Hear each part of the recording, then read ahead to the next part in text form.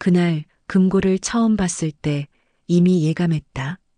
그 안에는 돈이 아니라 눈물이 들어 있었다. 장례식이 끝난 지 일주일째였다. 집안에는 아직 상복의 냄새가 남아 있었다.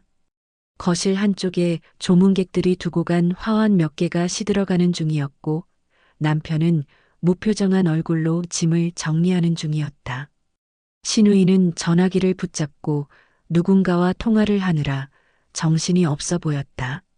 나는 그저 걸레를 들고 시어머니 방 앞을 서성이고 있을 뿐이었다. 아직 그 방엔 손을 대지 못했다.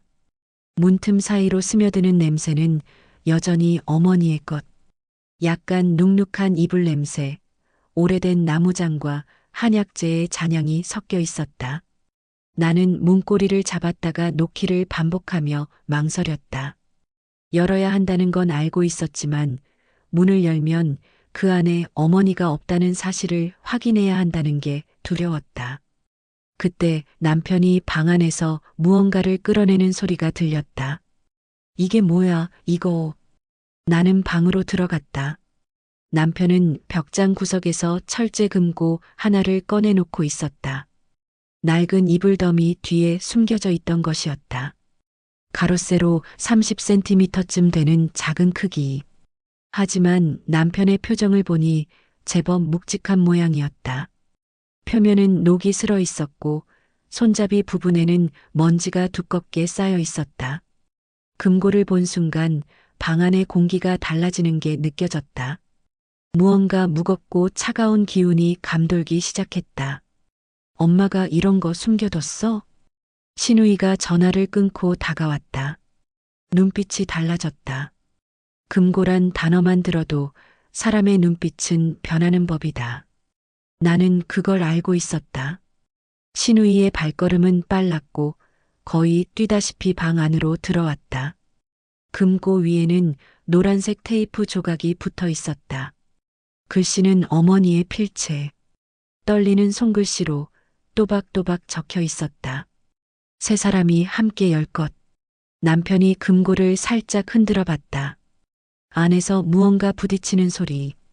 서류 뭉치 같기도 하고 얇은 금속판 같기도 한 그런 소리였다. 정확히 뭔지는 알 수 없었지만 그 소리는 기대를 품게 만드는 종류의 것이었다.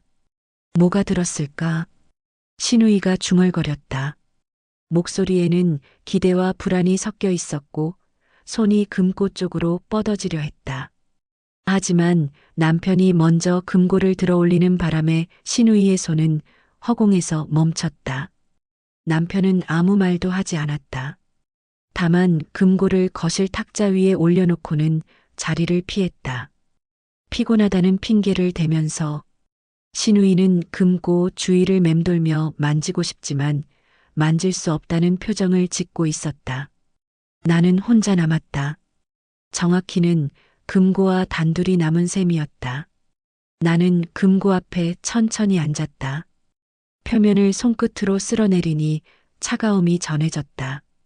녹슨 자국이 손톱 사이로 파고들었다. 그 냉기 속에 묘하게도 어머니의 온기가 남아있는 것만 같았다. 아니, 남아있다고 믿고 싶었던 것일까? 금고는 단순한 철 덩어리가 아니었다. 어머니의 마지막 손길이 닿은 물건.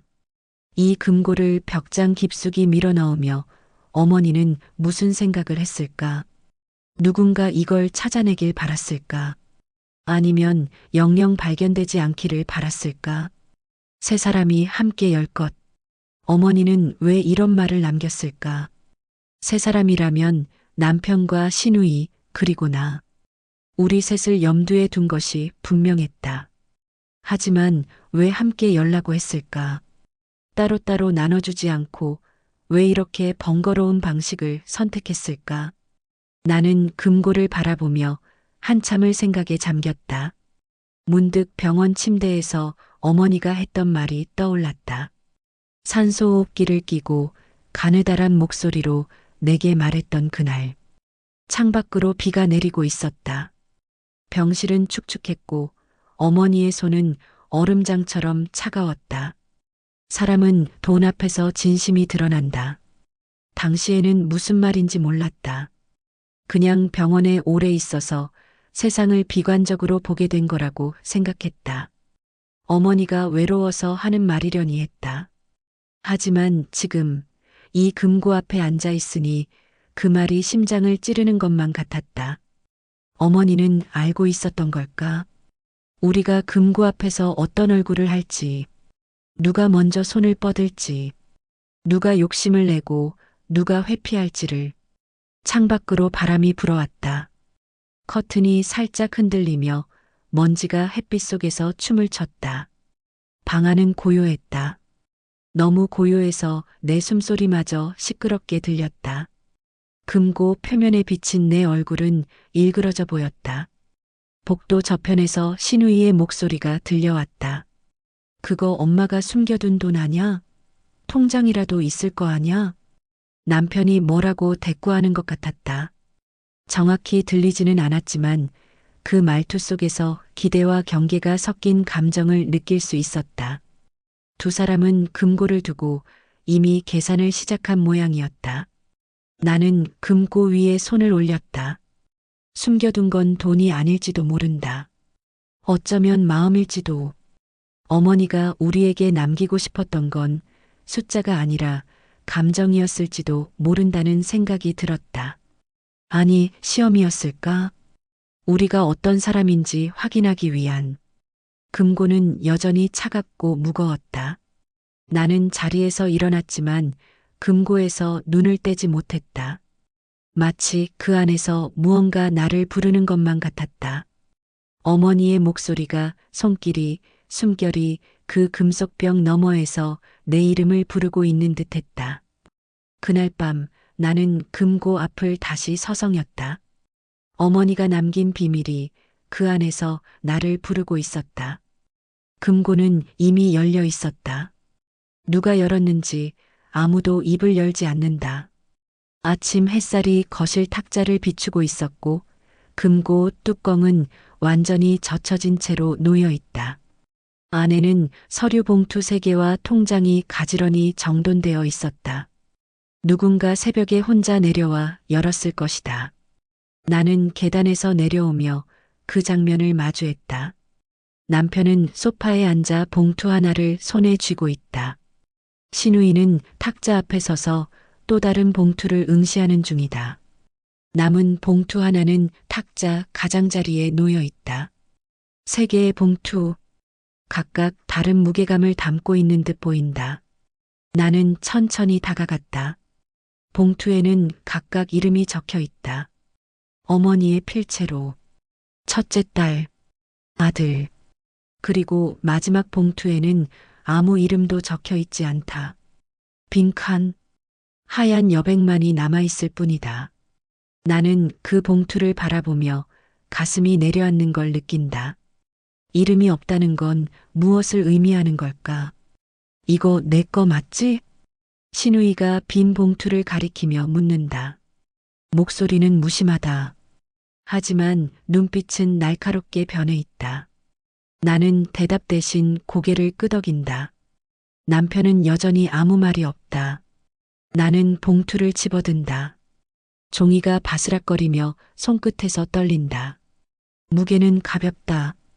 신우이와 남편의 봉투가 두툼해 보이는 것과 달리 내 것은 얇다.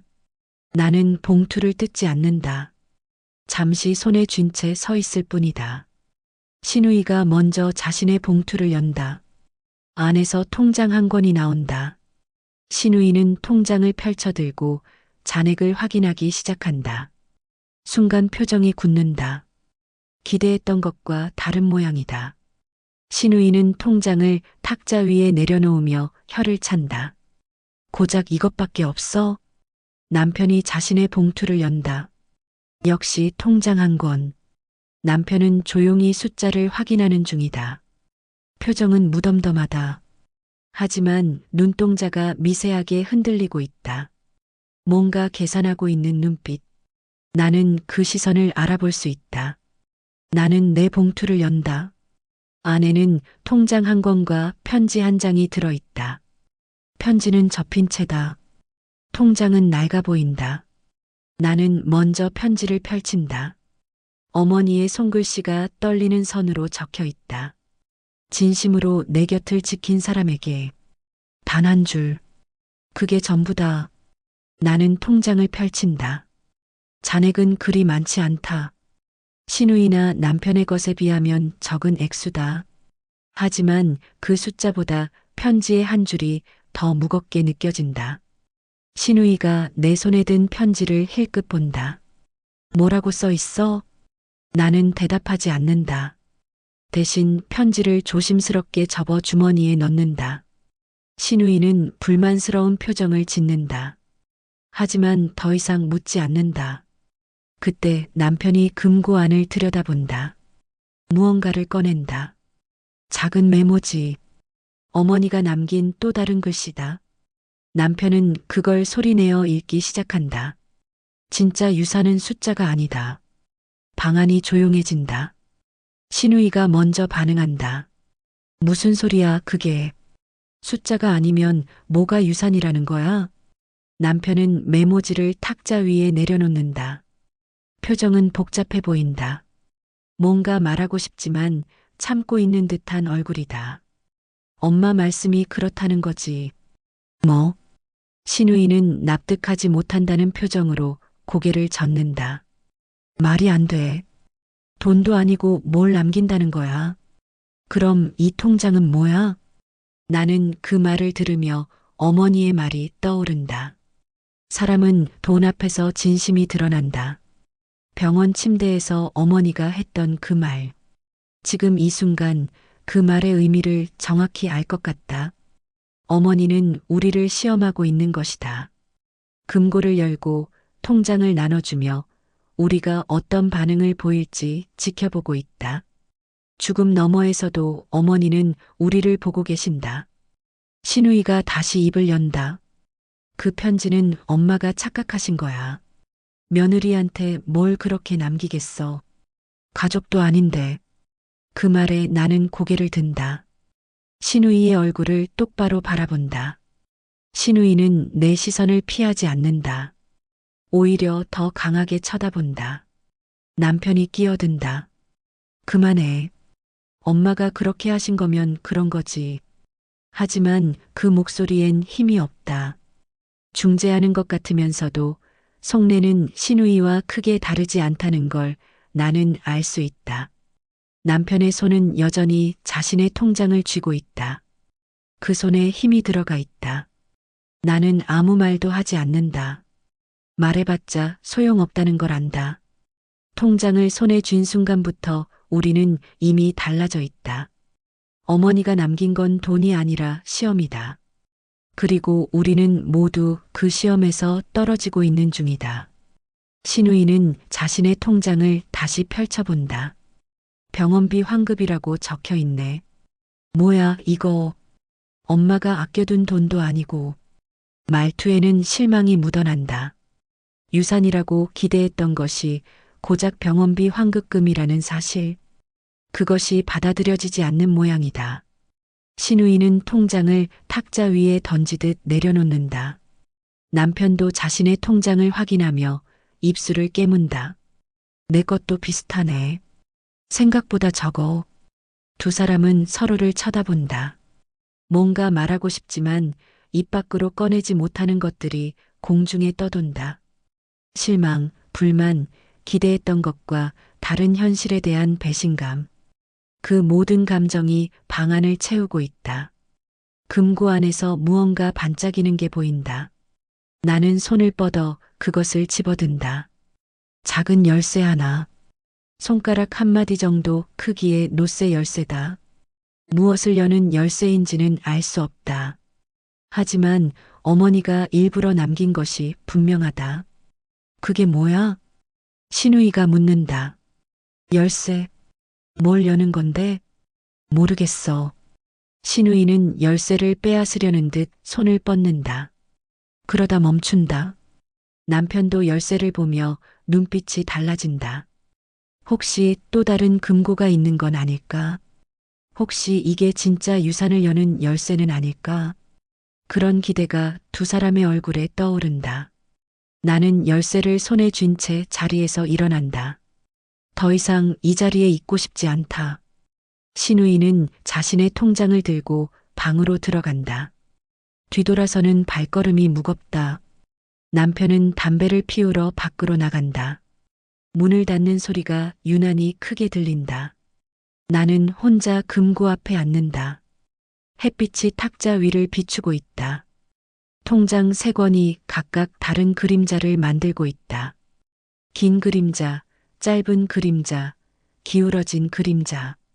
같은 햇빛을 받고 있는데도 그림자는 모두 다르다. 나는 손 안의 열쇠를 바라본다. 차갑고 단단한 금속. 어머니의 손때가 묻어 있을 것만 같다. 이 열쇠가 무엇을 여는지는 모른다. 하지만 분명 어머니는 이유가 있어서 남긴 것이다. 나만 이 열쇠를 발견하게 한 것도 우연이 아니다. 남은 건 열쇠 하나였다. 우리는 모두 통장을 가졌지만 마음은 더 가난해졌다. 잠이 오지 않았다. 침대에 누워 천장을 바라보고 있었는데 손에는 여전히 그 열쇠가 쥐어져 있는 중이다. 차가운 금속이 체온으로 조금씩 따뜻해지는 게 느껴진다. 달빛이 창문 사이로 스며들고 있었다.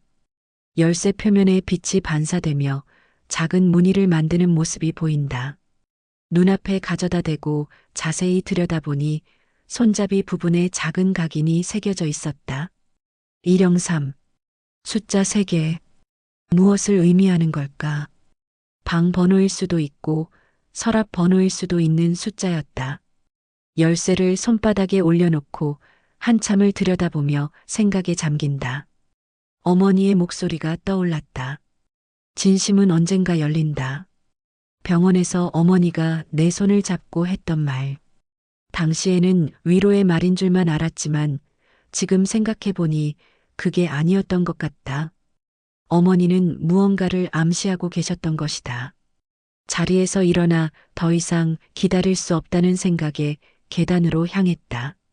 남편은 옆방에서 잠들어 있었고 신우이는 자신의 집으로 돌아간 상태라 집안은 고요하다.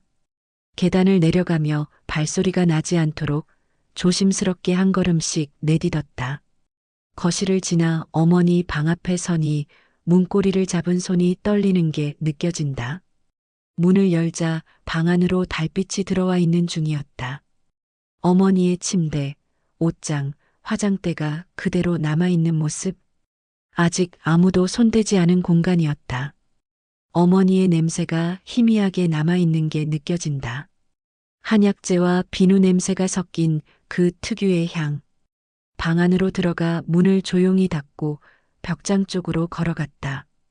금고가 있던 자리를 확인하니 이미 비어있는 상태였다. 하지만 벽장 아래 서랍이 눈에 들어온다. 낡은 나무 서랍. 평소엔 신경 쓰지 않던 곳이었다. 무릎을 꿇고 앉아 서랍을 여는 순간 안에 오래된 옷가지와 수건이 들어있는 게 보인다. 그것들을 하나씩 꺼내며 조심스럽게 소리가 나지 않게 움직였다. 서랍 바닥에 작은 철제함. 심장이 뛴다. 철제함을 꺼내 손에 들어보니 크기는 성인 손바닥만 한 정도였다. 표면에는 먼지가 두껍게 쌓여 있었는데 손으로 천천히 털어내니 열쇠 구멍이 드러난다.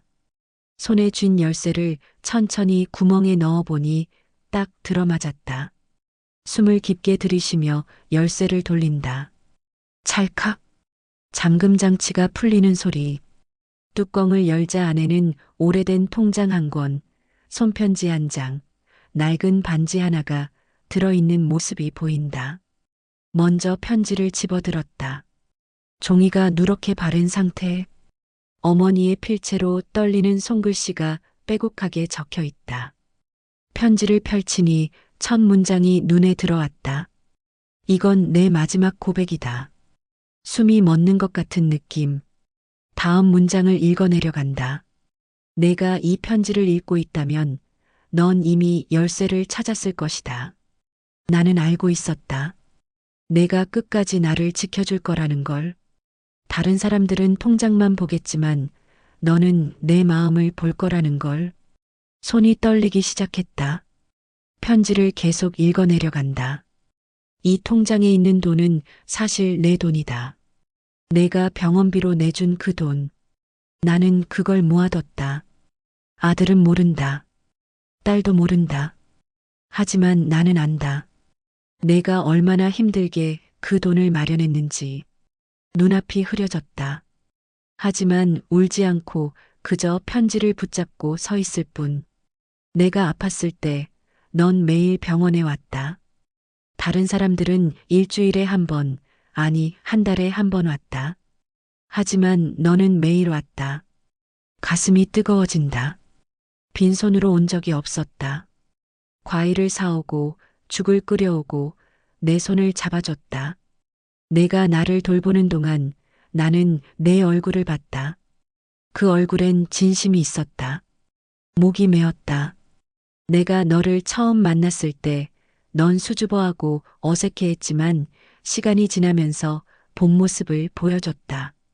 착하고 따뜻하고 진실한 사람. 편지를 읽는 손에 힘이 들어간다. 나는 내게 돈을 주고 싶지 않았다. 대신 내가 진짜 가족이라는 걸 증명하고 싶었다.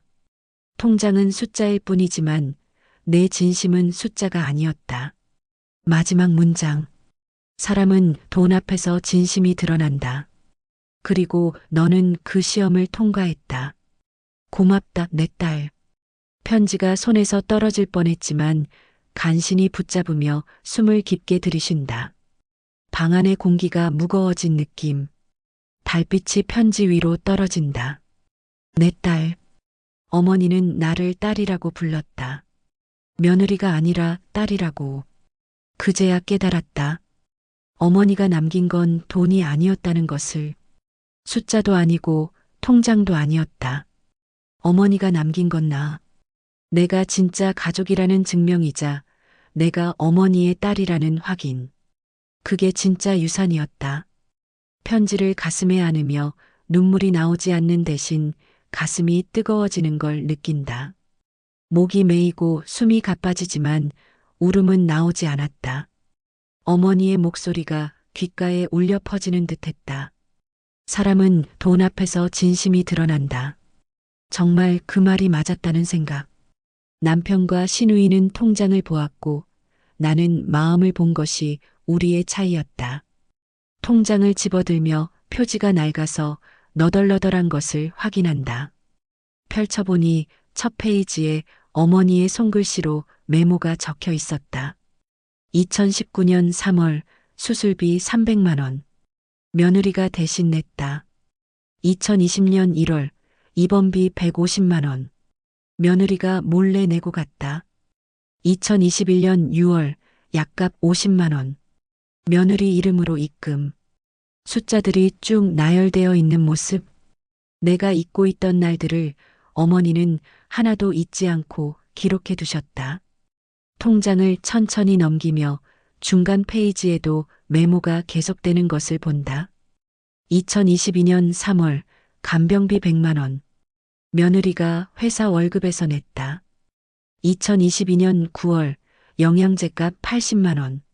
며느리가 아르바이트로 벌어서 냈다. 2023년 5월 검사비 120만 원. 며느리가 빚을 내서 냈다. 가슴이 저려왔다. 그 사실을 어머니께 말씀드린 적이 없었는데도 어머니는 다 알고 계신 듯했다. 마지막 페이지에 또 다른 메모. 총 800만 원. 이 돈은 내 것이지만 숫자보다 중요한 건 내 마음이었다. 고맙다. 통장을 덮고 반지를 집어든다. 금반지. 어머니가 평생 끼고 계시던 것으로 결혼할 때 시어머니께 받았다는 그 반지였다. 반지를 손가락에 끼워 보니 딱 들어맞는다. 이것도 어머니가 남긴 메시지. 너는 이제 진짜 가족이라고, 너는 내 딸이라고. 천천히 편지를 접고 통장도 함께 철제함에 넣으며 반지만 손가락에 낀 채로 뒀다. 뚜껑을 닫는다. 열쇠로 다시 잠갔다. 찰칵. 이제 진심은 닫는 것이 아니라 지키는 것. 철제함을 서랍 깊숙이 넣고 옷가지로 다시 덮으며 아무도 모르게, 아무도 찾지 못하게 했다. 이 비밀은 나만 알면 되는 것. 어머니와 나만 아는 비밀이자 진짜 유산. 방을 나와 문을 조심스럽게 닫고 거실을 지나 계단을 올랐다. 손에는 여전히 열쇠가 쥐어져 있는 상태. 창밖으로 새벽이 밝아오고 있었다. 하늘이 짙은 남색에서 연한 보라색으로 변해가는 중 바람이 불며 커튼이 흔들린다. 침대에 앉아 열쇠를 바라봤다. 이 작은 금속 조각이 내게 진실을 열어주었고 어머니의 마음을 열어준 것이었다. 어머니는 나에게 돈을 남기지 않으셨다. 대신 사람을 남기신 것. 그리고 그 사람은 바로 나.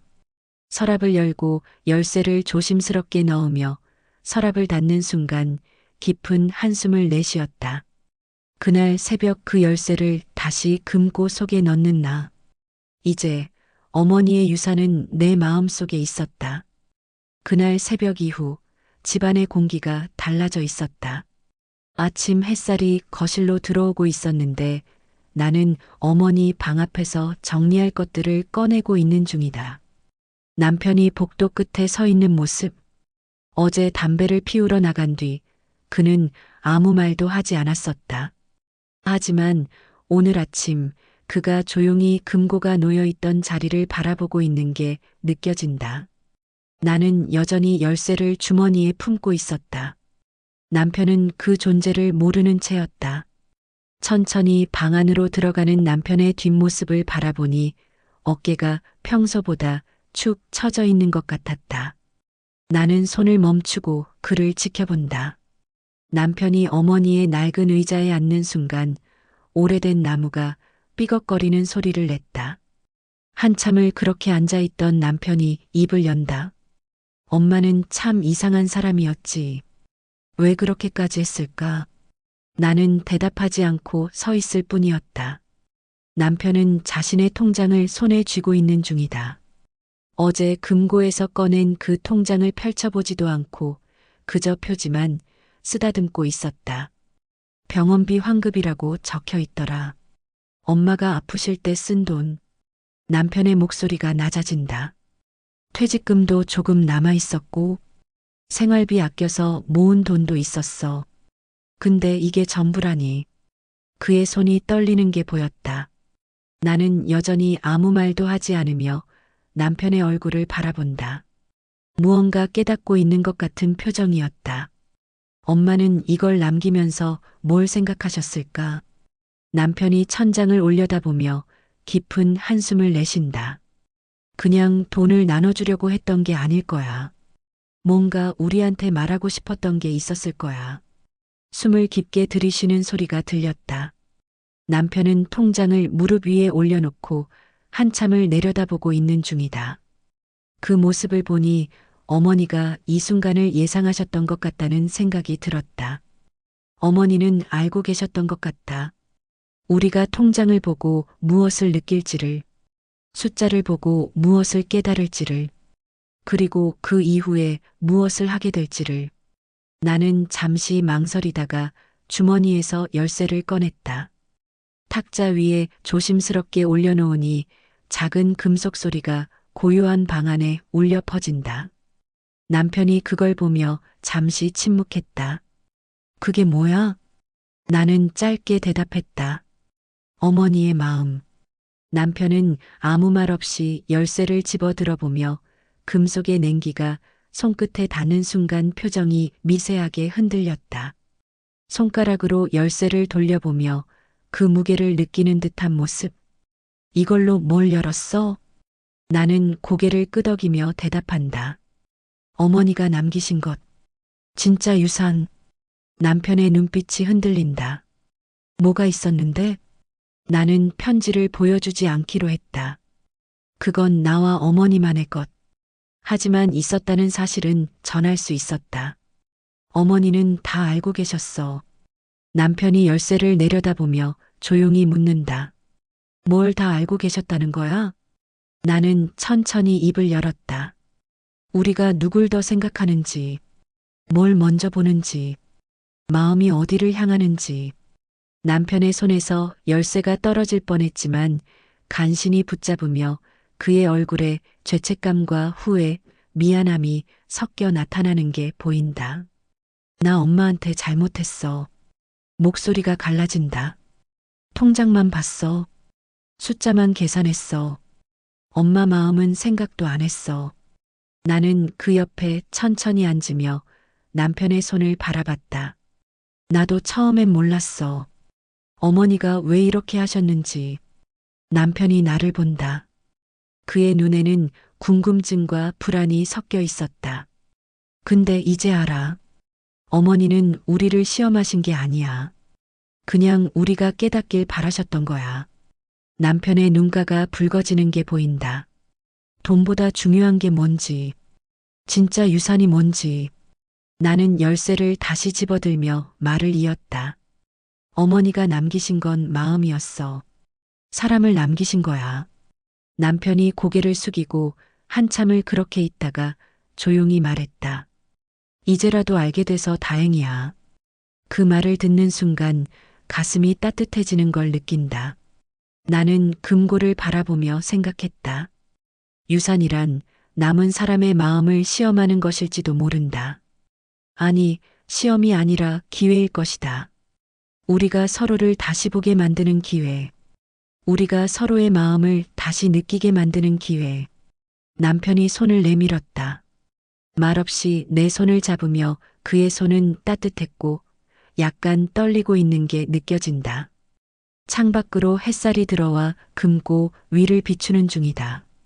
반사된 빛이 우리 두 사람의 얼굴을 덮으며 따뜻한 온기를 전해주는 모습. 나는 남편의 손을 꼭 잡았다. 어머니가 남기신 건 돈이 아니었다는 것. 숫자도 아니었고 통장도 아니었다. 어머니가 남기신 건 우리. 서로를 다시 보게 만드는 것. 서로의 마음을 다시 느끼게 만드는 것이 진짜 유산이었다.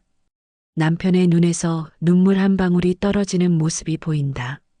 나는 그 눈물을 닦아주지 않고 그냥 그대로 두었다.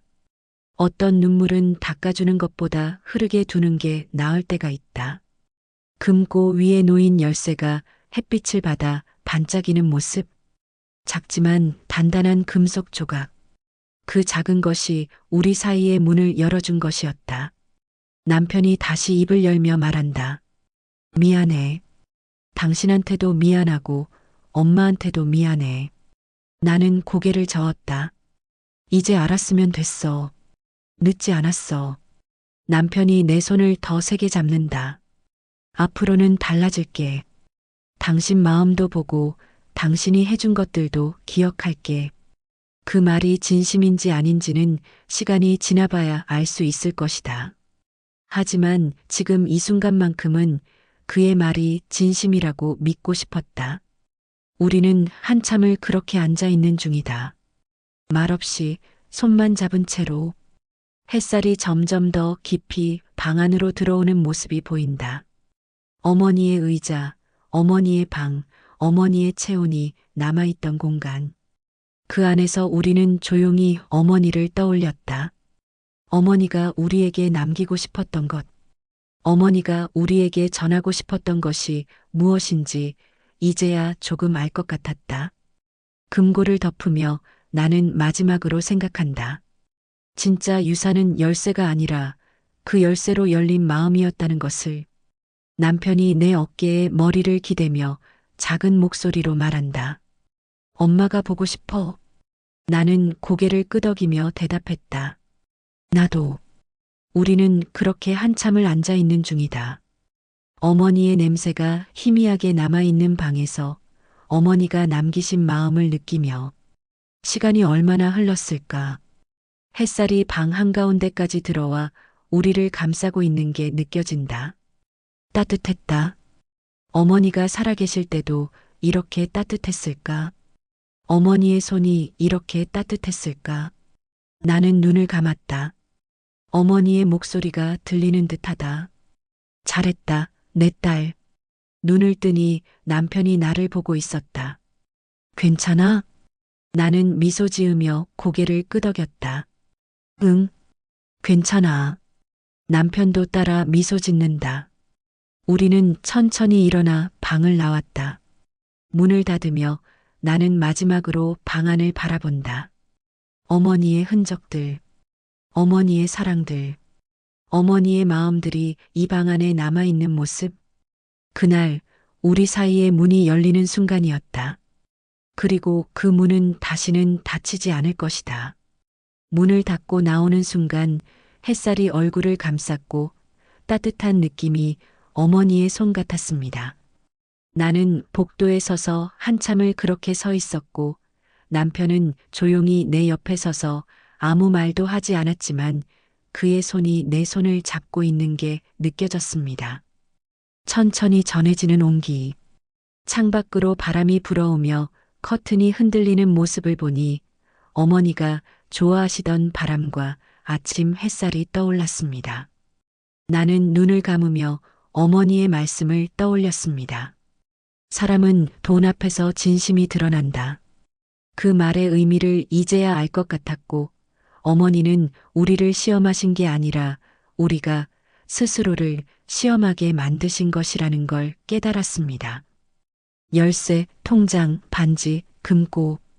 그 모든 것이 결국 나를 위한 것이었고 나를 시험하기 위한 게 아니라 깨우치게 하기 위한 장치였다는 걸 이제야 알게 되었습니다. 우리는 돈으로 사랑을 재고 숫자로 관계를 재는 존재들이지만 마음은 계산되지 않는 법입니다. 어머니가 남기신 통장 속 숫자들은 단순한 금액이 아니라 내가 어머니를 돌봤던 시간의 기록이자 어머니가 나를 지켜보셨던 시간의 증거였습니다. 나는 그걸 몰랐고 남편도 몰랐으며 시누이도 마찬가지였지만 우리는 모두 통장만 보고 금고만 봤던 사람들이었습니다. 하지만 어머니가 진짜 남기고 싶었던 건 그 안에 있지 않았고 손에 쥔 열쇠를 바라보며 생각했습니다. 이 작은 금속 조각이 내게 준 건 돈이 아니라 깨달음이었고 어머니는 나에게 말하고 싶으셨던 것 같았습니다. 내가 해준 모든 것을 나는 기억한다. 내 마음을 나는 안다. 너는 내 딸이다. 그 말을 직접 하지 못하셨기에 이런 방식으로 남기신 것이었고 나는 복도 끝을 바라보며 생각했습니다. 유산이란 무엇일까? 돈일까? 재산일까? 아니면 기억일까? 나는 이제 그 답을 아는 것 같았습니다. 유산은 관계였고 마음이었으며 어머니가 남기신 건 숫자가 아니라 나와 어머니 사이에 있었던 모든 순간들이었습니다. 병원에 갔던 날들, 손을 잡았던 순간들, 말없이 함께 있었던 시간들이 진짜 유산이었습니다. 금고는 닫혔지만 마음의 문은 열렸고 어머니와 나 사이에 생긴 새로운 연결, 남편과 나 사이에 열린 소통, 그리고 나 자신을 향해 열린 이해가 있었습니다. 그날 이후로 나는 금고를 다시 열지 않았지만 마음의 문은 닫히지 않는 중입니다. 매일 아침 어머니 방 앞을 지나갈 때마다 나는 멈추는 습관이 생겼고 문을 열지는 않지만 그 앞에 서서 어머니를 떠올리는 시간을 가집니다. 어머니의 목소리, 어머니의 손길, 어머니의 미소가 여전히 이 집안에 남아있는 것 같았습니다. 남편도 달라지는 중이었고 아침마다 어머니 방 앞에서 잠시 멈추는 습관이 그에게도 생겼습니다. 말없이 그저 서 있을 뿐이지만 그 시간이 그에게도 필요한 것 같았고 어느 날 아침 남편이 조용히 말했습니다. 엄마가 보고 싶다. 나는 고개를 끄덕이며 대답했습니다. 나도. 우리는 그렇게 매일 어머니를 그리워하며 사는 중이지만 그 그리움이 슬프지만은 않은 이유는 어머니가 남기신 마음을 느끼기 때문입니다. 창밖으로 햇살이 들어오고 금고 위에 놓인 열쇠가 빛을 받아 반짝이는 모습을 보며 나는 그 빛을 바라보며 생각했습니다. 어머니는 떠나셨지만 마음은 남아있고 그 마음이 나를 따뜻하게 하고 지켜주며 내 인생의 유산이 된 것입니다. 나는 눈을 감으며 어머니의 목소리를 떠올렸습니다. 잘했다, 내 딸. 그게 진짜 유산이란다. 나는 미소 지으며 속으로 대답했습니다. 알아요, 어머니. 이제 알아요. 햇살이 따뜻하고 바람이 부드럽게 불며 어머니가 남기신 마음이 내 안에서 숨 쉬는 것 같은 순간이었습니다. 사람은 떠나도 진심은 남는 법이고 그 진심이 내 인생의 유산이 되었습니다.